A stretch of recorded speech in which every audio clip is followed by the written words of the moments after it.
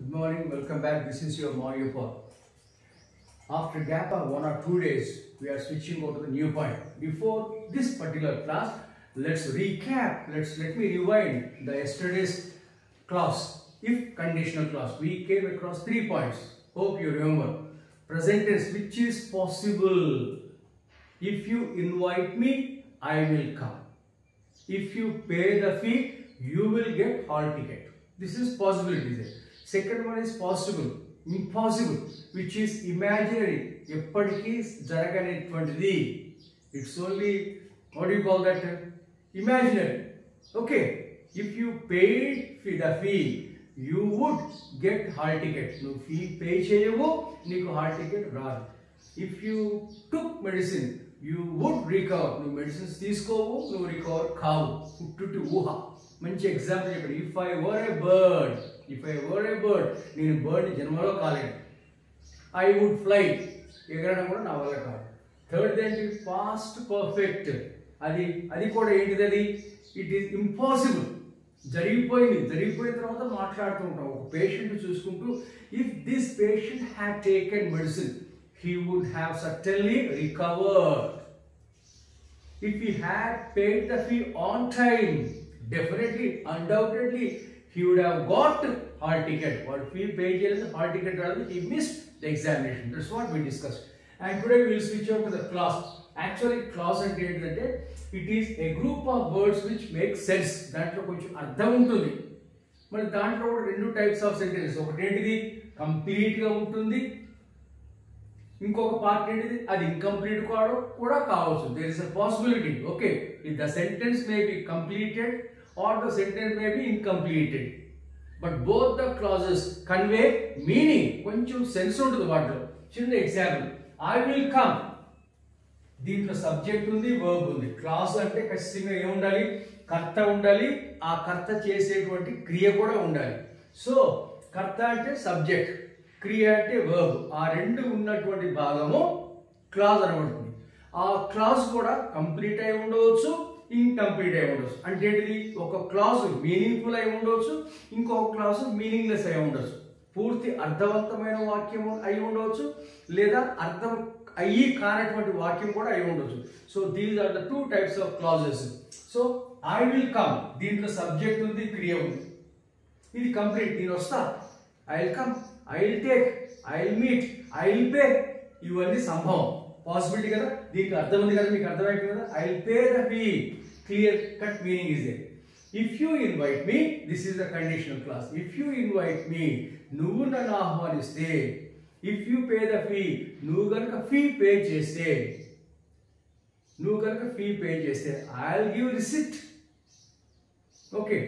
If you take medicine, incomplete. Medicine తీసుకుంటే పూర్తి అర్థం లేదు దాంట్లో, కానీ దాంట్లో కూడా సబ్జెక్ట్ ఉంది, వర్బ్ ఉంది. If you take medicine, doctor చెప్తూ ఉంటారు while writing the prescription. If you take medicine, నువ్వు కనుక మెడిసిన్స్ తీసుకుంటే, చెప్పండి doctor.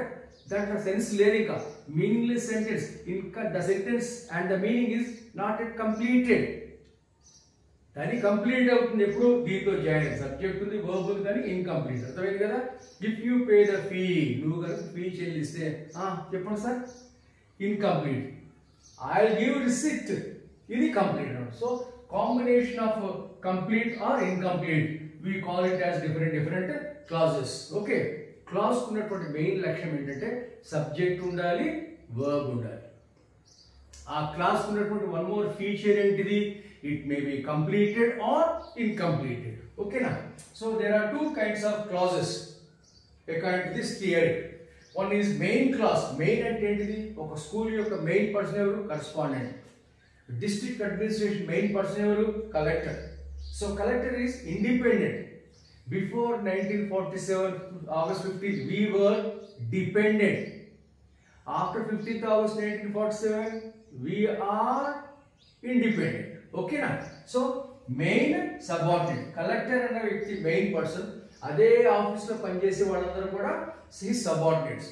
Correspondent is the main person, and the staff, whether it is teaching or non teaching or office staff, everybody is subordinates. Okay. KCR గారు main person.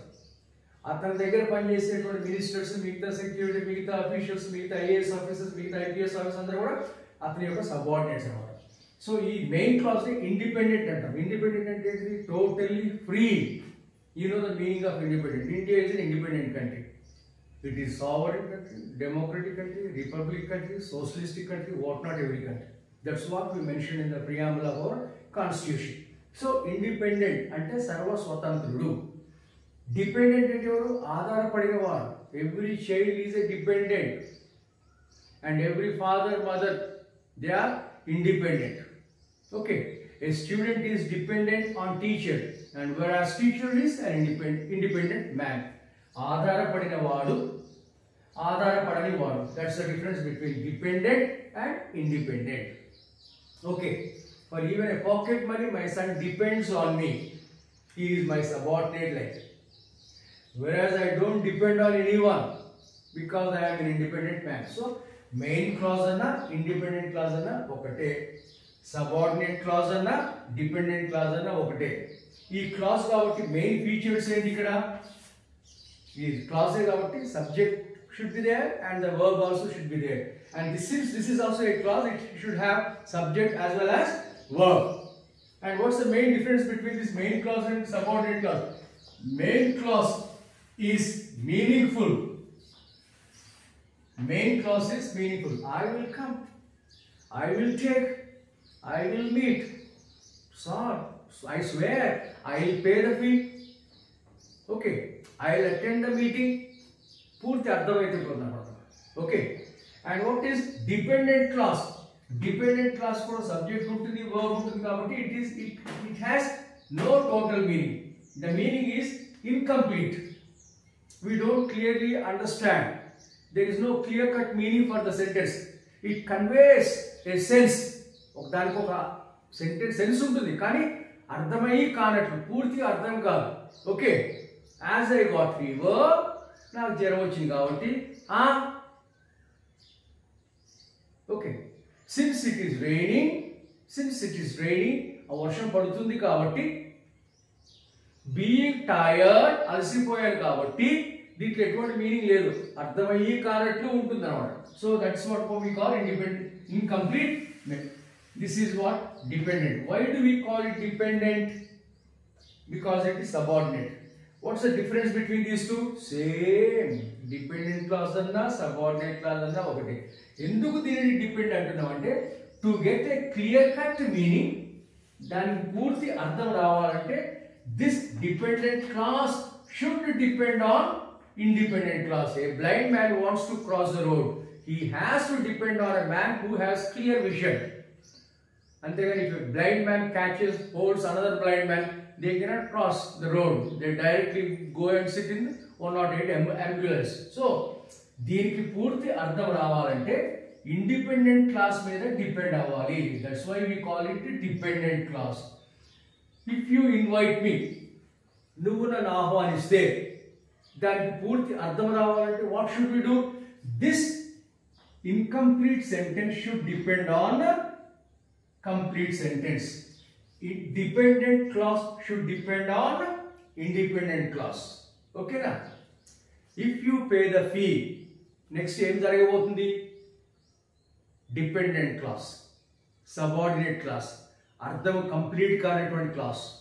daniki poorthi ardham cheyakudarante if you pay the fee, incomplete kada, daniki poorthi ardham ravalante this particular subordinate sentence should depend on main clause, independent clause. If you pay the fee, cheppandi sir em jarugutundi? If I pay the fee, I am ready with cash. If I pay the fee, em jaragabotundi? And then that sentence will depend on పూర్తి అర్థవంతమైనటువంటి వాక్యం. What's that? I will give receipt. I will give receipt. Pay either through Google Pay or Phone Pay, whatever it is. I am certain, I am sure, definitely, gunshot, I will give you the receipt. ఆ విధంగా అర్థం అయినటువంటి sentence is called main class. అర్థం అయ్యి కానటువంటి sentence is called subordinate clause. So basing on the two clauses, we can have the two kinds of clauses. One is main clause, the other one is subordinate clause. So there are nearly 5-6 methods in these clauses. We will discuss them in our next class. Okay. See you until the next class. Okay. Hope you understood. Just remember main class and subordinate class. What's the variation? What's the difference between these two classes? Main class ante subject untundi, verb untundi, complete meaning untundi. And what is subordinate class? Subject untundi, verb untundi, kani incomplete meaning untundi. Okay na? Malli rendu examples cheppi close chestunnattu my class. If you take medicine, there is no complete meaning. You will recover, there is complete meaning. Okay. If you attend the classes, subordinate, you will understand the topic. Okay. If you practice well, you will win the match. If you work hard, certainly you will pass. Ante mundu enti incomplete undi, complete meaning. Purti ardhavantamaina vakyam is called main class. Ardham ayyi kaanattunnatuvanti vakyam is called subordinate class. Okay, we will see the remaining 5 points later. See you. If you like my teaching, please do subscribe. Bye.